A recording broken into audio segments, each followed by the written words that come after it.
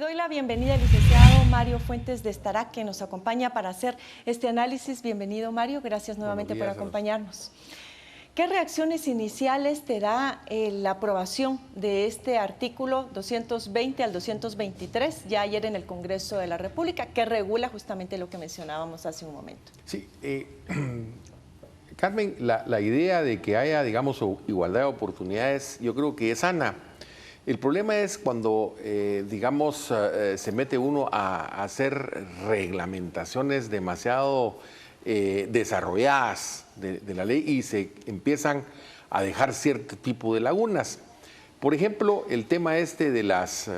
está bien que el Tribunal Supremo Electoral pues sea el que maneje el tema de la publicidad. Habrá que ver si los fondos del Estado, digamos, alcanzan para todo esto de la publicidad, tanto preelectoral como electoral. Y a mí lo que me llama poderosamente la atención es que dice que esa contratación de publicidad que va a hacer el Tribunal Supremo Electoral lo va a hacer con base en la deuda política de los partidos, es decir, el financiamiento público que tienen los partidos por parte del específicamente, porque para la electoral supuestamente el tribunal tendría más recursos y es de sus recursos y de su presupuesto quien tendría que destinar un porcentaje. Así es. Entonces ahí sería básicamente si va a contar con los recursos, si el Estado va a tener los recursos para financiar la publicidad de los partidos políticos.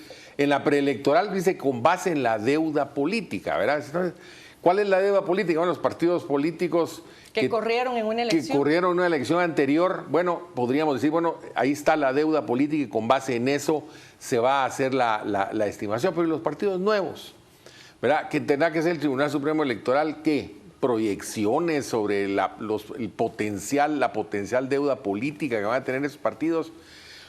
Con base en la votación que vamos a obtener, es un poco, digamos, prácticamente complicado. No tendrían derecho a ese tipo de acceso hasta que no corran en su primera elección. Así es. Entonces, ahí hay un problema, ¿verdad? Dejaron un problema ahí porque los partidos políticos nuevos quedarían en una situación, digamos, bastante complicada, porque, bueno, y el Tribunal Supremo Electoral, ¿cómo va a ser? Porque dice con base en la deuda política, ¿verdad? Entonces, ahí hay una complicación. Otro de los temas, ¿verdad?, bastante controversiales es que se entra, digamos, a regular cuestiones propiamente de libertad de expresión. Por ejemplo, el tema este de que se limitan los estudios de opinión 15 días antes de la elección. Estudios de opinión, bueno, técnicamente podríamos decir que son sondeos, digamos, que tienen toda una metodología, que de una hecho sistematización. Se regula actualmente ya la publicación de encuestas. Como tal 36 horas antes de la elección. Así es, pero digamos... Son 15 días, pero se habla de los dos conceptos, me decías, encuesta y estudio de opinión. Y ahorita es estudios de opinión. ¿Qué es estudios de opinión? Si lo vemos desde una manera, como las palabras naturales del diccionario, estudios, opinión, puede ser cualquier cosa. Se hacen entrevistas, digamos, de los candidatos, o se hacen entrevistas de analistas, digamos, o de opinadores, y después sacan conclusiones. Podría ser eso un estudio de opinión. Queda verdaderamente complicado el asunto. Muy a criterio de los magistrados de turno definir qué es un estudio. Me llama la atención esto que mencionabas, porque tú bien sabes, por ejemplo, Canal Antigua suele tener un espacio para los procesos de elecciones que se llama Destino 2016, para darle la oportunidad a la ciudadanía a conocer a los distintos candidatos. Se les invita también a 8:45 o a estas entrevistas de la mañana o mediodía. Considerando ahora esa prohibición a candidatos y partidos de poder obtener por sí mismos esos espacios y que hay sanciones para cualquier medio que a criterio de los magistrados pudiera estar promocionando de más la imagen de un candidato, ¿eso querría decir que podría el medio ser sancionado por considerarse que eso que tú estás haciendo, más allá de una entrevista que no fue parte de la pauta a la cual tienen acceso los partidos políticos, pudiese ser considerada como tal y sancionado los medios de comunicación, o sus propietarios o representantes legales? No, y sobre todo, ¿verdad?, en el caso este concreto que tú mencionas, ahí hay un análisis, ¿verdad? Porque hay analistas que hacen reflexiones, apreciaciones con posterioridad a las respuestas que dio, digamos, el candidato. Entonces, ¿qué es eso? Eso es un estudio de opinión. ¿verdad? No es posible que a través de un reglamento se vaya a definir qué es un estudio de opinión, sino que la propia ley se vio indicado qué es un estudio de opinión. Sin embargo, eso no ocurre. Las sanciones, Carmen. ¿Cómo es eso de que se va a sancionar, digamos, a los medios de comunicación de acuerdo con lo que establece la ley electoral? No. Todo lo que es libertad de expresión debe estar regulado en la ley de emisión del pensamiento, y así lo dice la Constitución en su artículo 35, párrafo 8. ¿Verdad? No es cuestión nada más de que se va a hacer en otra ley, no, tendría que haberse regulado en la ley de emisión del pensamiento en todo caso.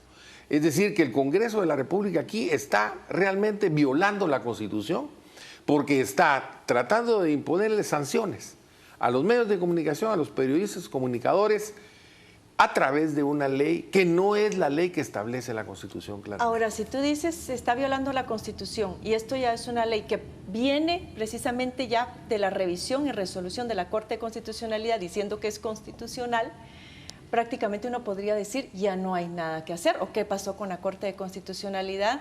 Que no se percató de que pueden haber eventuales violaciones a la ley de libre emisión de pensamiento y también posiblemente a la libertad de empresa. Sí, y esto de la libertad de empresa, que es el otro tema que quiero conversar contigo, tiene que ver con lo del establecimiento de tarifas electorales, que también está siendo bastante comentado. Gracias. Carmen, el tema del dictamen de la Corte de Constitucionalidad a mí me ha parecido muy extraño en ciertas cosas, porque, por ejemplo, se impidió que los comités cívicos electorales pudieran postular candidatos a diputados, ¿verdad? Que era un tema digamos, de exigencia ciudadana con las manifestaciones del año pasado.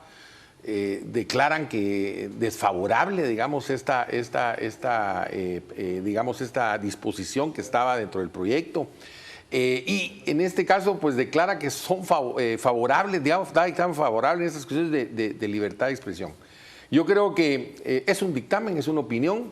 La Corte Constitucional va a cambiar, ¿verdad? Esta Corte Constitucional ya termina su mandato el 14 de abril próximo. Estamos a días, ¿no? Y consecuentemente, pues siempre existe la posibilidad de una impugnación, ¿verdad? Sobre todo porque son disposiciones no originarias, digamos, de la Asamblea Constituyente, sino que son reformas y perfectamente se puede hacer una impugnación. Antes, por supuesto, está la posibilidad de que el presidente de la República vete precisamente la ley. ¿La ley completa o solamente pronunciarse respecto tendría que vetar la ley completa, ¿verdad? Pero hay, digamos, hay verdaderamente violaciones constitucionales, pues el presidente deberá considerarlo. Y si el presidente sanciona y eventualmente promulga esta ley, pues existe la posibilidad de presentar impugnaciones en contra de esta. Ahora, a ver, Mario, explícame una cosa.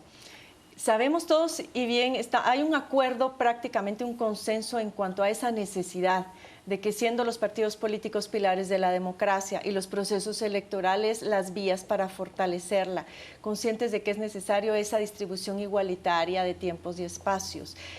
Más allá de únicamente impugnar, poder llegar a un acuerdo tanto entre las autoridades electorales como los medios de comunicación para encontrarle una salida a esta necesidad y a esta demanda ciudadana sin que afecte ni la libertad de expresión ni la libre empresa. Sin duda, el sistema de partidos políticos es importantísimo, pero también la información, ¿verdad? La información es la sangre de la democracia. Consecuentemente, no puede, en función de fortalecer el sistema político, debilitar el sistema de información, que es un derecho fundamental de todos los guatemaltecos. Entonces, en este tipo de mesas, de discusiones, debiera de involucrarse también en los medios de comunicación. ¿Participaron ustedes en las mesas, las plataformas y todo lo que...? De ninguna manera no hubo invitaciones sobre ese tipo de análisis, tanto en el Tribunal Supremo Electoral como en el Congreso de la República. Sin embargo, pues a través de los medios se han estado exteriorizando estas inquietudes, estas preocupaciones, incluso antes de la aprobación de estas normas el día de ayer. Así que, pero bueno, si al final de cuentas se promulga esta ley, pues no le quedará más, ¿verdad?, a los medios, a los periodistas, comunicadores, pues hacer uso de los recursos legales que tienen a disposición. Que tienen a su disposición. Vamos a volver contigo, Mario, pero vamos primero ahora a redes sociales a conocer qué está opinando nuestros seguidores. Se les ha preguntado qué opinan de que sea el Tribunal Supremo Electoral quien tenga la potestad de distribuir estos tiempos y espacios y los partidos políticos pues ya no. Pietro, ¿nos cuentas qué se está comentando? Así es, Carmen, son varios los comentarios alrededor de la pregunta que planteamos hoy. Y comenzamos con el de Cori, que nos dice: hay reformas a la ley electoral y de partidos políticos que son más trascendentales para el país, como es el que quieran aumentar el número de legisladores cuando realmente el Congreso no trae ningún beneficio para el país, más que solo generar un gasto desmedido para el país. También debería reformarse la reelección de los diputados y otros cargos públicos. Otro comentario es el de Lucrecia, que nos dice: me parece que los tiempos de los partidos políticos en los medios de comunicación debe estar especificado en la reglamentación de la ley electoral y de partidos políticos, de forma clara y equitativa, para que la propaganda política se haga a través de actividades como foros, mesas redondas, etcétera, donde podamos conocer a los políticos y sus opiniones, y no por medio de vallas publicitarias y propaganda que embota y se convierte en una contaminación visual y auditiva para nosotros los ciudadanos, y en donde invierten millonadas de dinero mal habido, lo cual es absurdo en un país donde existe tanta pobreza y desigualdad. Y luego Luis nos comentó, refiriéndose al Tribunal Supremo Electoral: mientras esté comprados por Líder, UNE y PP, mejor que no hagan nada. Estos son los comentarios, Carmen, que nos han llegado al momento. Hay bastante participación, pero en este caso es un poco más profunda a la hora de comentarnos sobre esta pregunta. Continuamos con ustedes. Muchísimas gracias, Mario. Y pues sí, algunas inquietudes todavía de algunos temas que se piensan debieron haber regulado. El tema del número de diputados, pues no debemos de verlo tanto como un aumento, sino como una fijación de ese número. Si no se fijan, nuestro sistema permite que vaya en aumento más bien el Congreso de la República, y la reelección, ya la Corte de Constitucionalidad le dijo al Congreso: esto es inconstitucional, con lo cual ya no hay mayor cabida ahí. Comentemos, Mario, acerca de las tarifas que establece el Tribunal Supremo Electoral.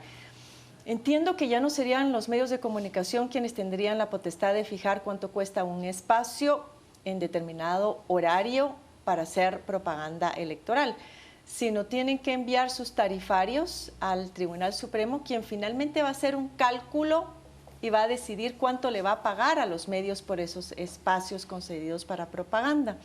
¿Esto tiene alguna implicación o algún análisis en particular que tú puedas aportar esta mañana? Sí, sin duda, esto tiene implicaciones con la libre contratación y la libre empresa, como tú lo señalabas, sobre todo porque, digamos, las distintas empresas comunicadoras pues tienen su estructura de costos y, digamos, establecen cuáles son los márgenes para poder operar.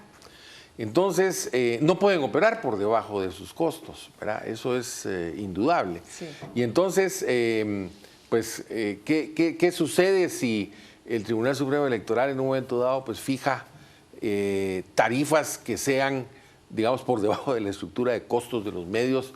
Pues eso podría, ¿verdad?, prácticamente llevar a la ruina, a la quiebra, a un medio de comunicación.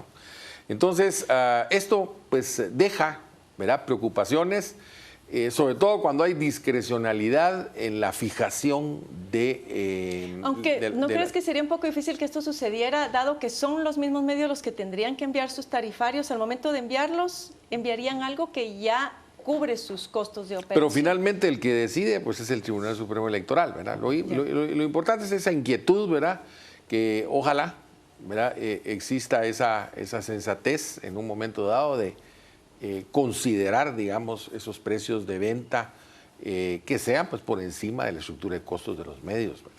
Hay otra disposición relativa a que la pauta del Tribunal Supremo Electoral tendrá prioridad por sobre las pautas comerciales de los medios de comunicación.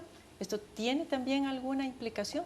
Bueno, digamos, obviamente sí, porque pues, el medio de comunicación tendrá que subordinarse, ¿verdad?, a la pauta propiamente político-electoral. Y pues... Es decir, que si tienes anunciantes, pero ya no tienes el espacio suficiente para vender ese espacio en el medio, lógicamente va a ser una pérdida para la empresa, según lo entiendo, o puedo hacer lectura de esto, tú me corregirás. Del momento en que hay una prioridad, ¿verdad?, para la pauta político-electoral, pues simple y sencillamente así es, ¿verdad? Ahora bien, Mario, parte de estas disposiciones tienen que ver con las nuevas modalidades muy creativas, algunas que han utilizado algunos partidos y sus candidatos, por ejemplo, de financiar su propaganda a través de fundaciones o de crear medios alternativos de comunicación, tanto electrónicos como televisivos. Y hablemos aquí en específico del candidato, por ejemplo, Manuel Valdizón, que se decía había creado algunos medios, pero no solamente Manuel Valdizón, sino es muy común también a nivel del interior de la República, de algunos departamentos, que diputados o candidatos a diputados sean propietarios de empresas de cable que han sido creadas específicamente para autopromover su imagen. ¿Tú consideras que a la luz de lo que se aprobó ayer, esta situación queda lo suficientemente regulada? ¿O piensas que no fue lo suficientemente específica? Yo creo que sí. Yo creo que, digamos, hay una prohibición, ¿verdad?, de que fundaciones, asociaciones puedan, digamos, llevar a cabo una actividad proselitista o propagandística en favor de determinada.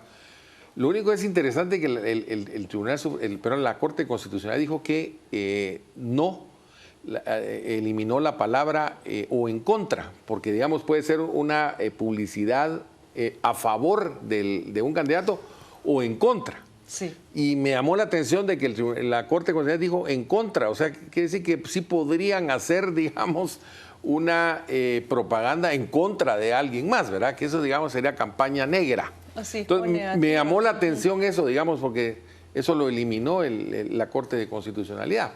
Pero yo creo que queda subordinado incluso cuando se tienen medios de comunicación, que yo creo que eso es una contradicción, ¿verdad?, de que el partido político tenga sus propios medios de comunicación con los candidatos, porque, digamos, queda regulado a través del hecho de que el Tribunal Supremo Electoral es el que debe controlar totalmente la publicidad, tanto preelectoral como electoral. Como en época no electoral. Así es. Acá también, y si es en época no electoral, los medios de comunicación también tendríamos dificultad para invitar a alguna persona que posiblemente en el futuro se constituya en un candidato o simplemente sea afiliado a un partido político. Que esa es una prohibición complicada, ¿verdad? Porque dice que no podrá publicitarse a aquella persona que posteriormente sea candidato, pero entonces una persona que, digamos, participa, digamos, que es un presentador, por ejemplo, un periodista, etcétera, y que después decide participar, el caso del expresidente Funes en El Salvador, que era un comunicador, y posteriormente pues fue candidato presidencial, ¿verdad?, por las circunstancias. ¿Cómo quedaría esa situación, verdad?